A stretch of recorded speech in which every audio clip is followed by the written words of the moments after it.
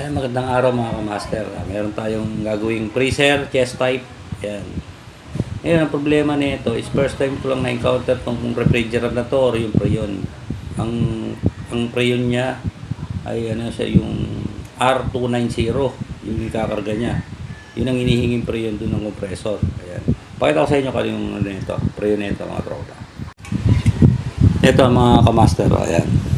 R290. Ayan yung refrigerant niya or yung Preon na ikakarga dun sa freezer na gagawin natin. Ayan, may valve na siya.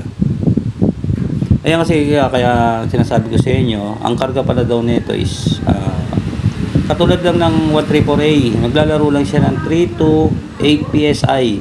Pero nakadepende po yan dun sa amperahe. Kung malaki ang compressor, siguro mga 10 PSI, yun ang karga. Pero all the same ang PSI lang nito is katulad lang to, magkakareho lang sila ng R290 tsaka yung 134A.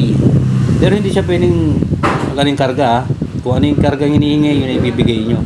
Pero nakadepende pa rin po kayo dun sa may amperahe nya para makuha natin yung tamang paglamig at pag-init ng condenser. Ayan, sana may natutunan tayo mga kamaster. Peace out.